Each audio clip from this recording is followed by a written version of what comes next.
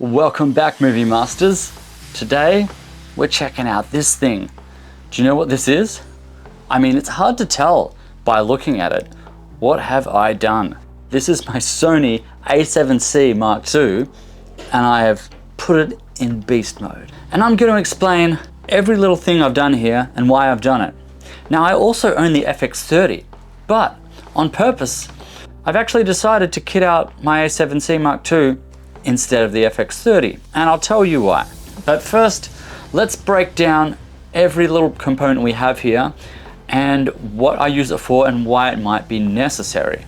Okay, so where do I start? Jesus Christ, this thing is a beast.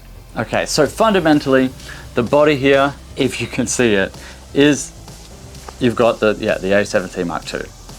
Now around that I have a SmallRig cage, and on the base of that it is sitting on a SmallRig shoulder mount. Although I actually have taken off the back that I use as the shoulder mount, I actually found I didn't really ever sit it on my shoulder. I found it to be a bit impractical, if I'm completely honest with you. I used the spare parts I had laying around the house to build this out. Now, the back of it, I've also got a V-mount plate, and to that V-mount plate I have a newer 99 watt V-mount battery. Now that battery, I think it's 6,700 milliamp hours. So that's to give me extra power. But I do a lot of shoots that run a long time, and I just need that extra bit of power. So I've also, behind it, attached to it, my tank, which is 50,000 milliamp hours. Actually, 55,000. Or you could say 55 amp hours. That's almost the size as some car batteries, or even bigger than some car batteries. The power on this thing is a workhorse. If I ran out of battery on the V-mount, I can charge the V-mount from my tank. And on the back of my tank, I have 3 different USB ports, 2 USB-C ports, and 1 lightning port.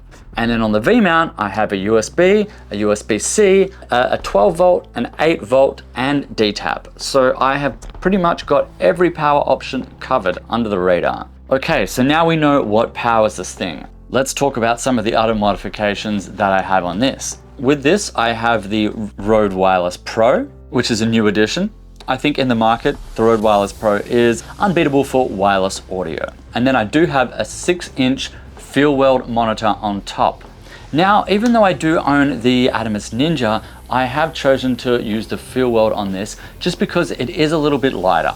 And then recently, for wireless video transmission, I have got the Holy Land Mars 300 Pro. So this sends wirelessly my video to a portable extra screen. Actually, that's what I'm using my Ninja for. Even though it only sends out at 1080 HP, it's more for my clients to monitor the work as I'm filming, just to make sure everything is okay.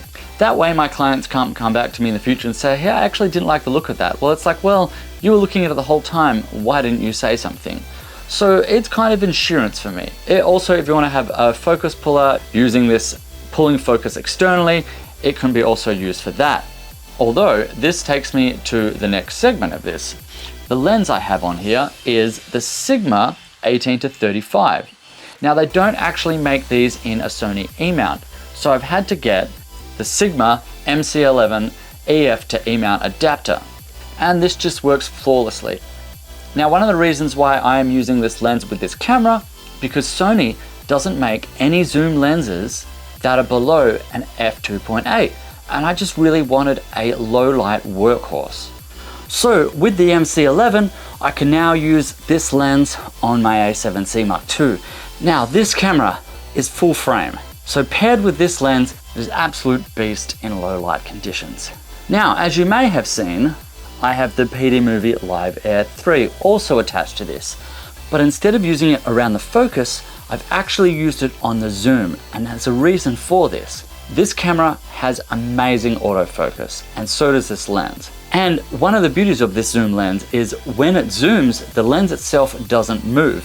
And just on the side here, I have the knob for the control wheel that will now zoom in, which makes it easier just while I'm holding this. And then of course, on the front of this lens, I have the SmallRig matte box. Now the reason I chose to rig up my a7c Mark II instead of the FX30 is because of the extra stops of stabilization. Now this thing has 7 stops, where the FX30 only has 5. And even with the 5, I do find it handheld just a little bit jittery. So what I've done is my FX30 just lives on my Xeon Crane 4 to get extra stabilization. And this has now become my workhorse rig. So with this, I will be able to run this for literally over a 10-hour shoot if I like, powering every device. Now this also just comes off quite easily. And the weight gives it a nice feel. Oh yeah. Oh yeah. So I feel like I can walk with this. While it may look like a mess, I find it to be very practical. And on set, it just looks really cool.